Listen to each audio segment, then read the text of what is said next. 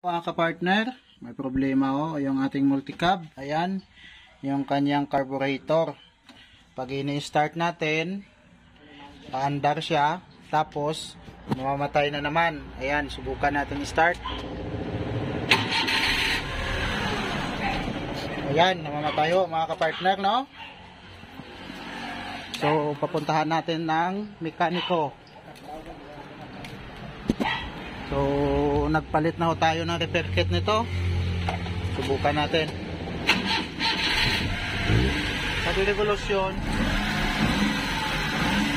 Pag revolusyon mga kapartner, mandak siya. Ayan. Pero pag bitawan ko yung pedal, ayan o. Ayan, namamatay yung mga kapartner, no? So, pahanap tayo, pupuntahan to ng technician. Yung ating multicab, pag sira talaga yung carburetor, so magpapalit po tayo, no?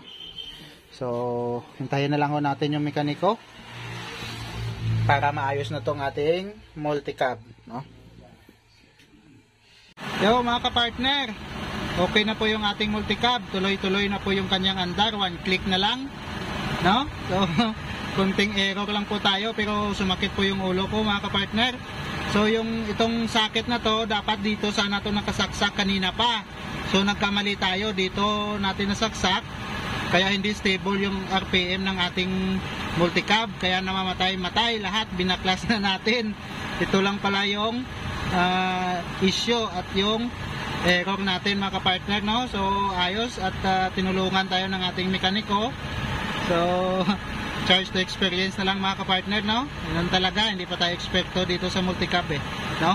So okay na ho mga kapartner, one click na lang tong ating multicab. Okay na po to. Partner, susubukan na natin start kaya hindi natin to apakan yung kanyang silinyador kung mag one click lang po siya. Ayan mga kapartner, one click na lang. Kanina ilang apak pa tayo bago umandar, no? So okay na ho to, ng ating multicab. Solve na, kahit ganito lang. Tapos mayroon na tayong electric fan dito mga kapartner, oh. Oh, ayan, no? Sa Lazada lang po natin yan nabili. Magpupost din po ako niyan sa ating TikTok, no? Click na lang yung link diyan kung gusto niyo mag-order niyan, no? Murang-mura lang po yan mga kapartner. Ang ganda ng electric fan na to. Oh, so ayos na ho mga kapartner, yung ating multicab.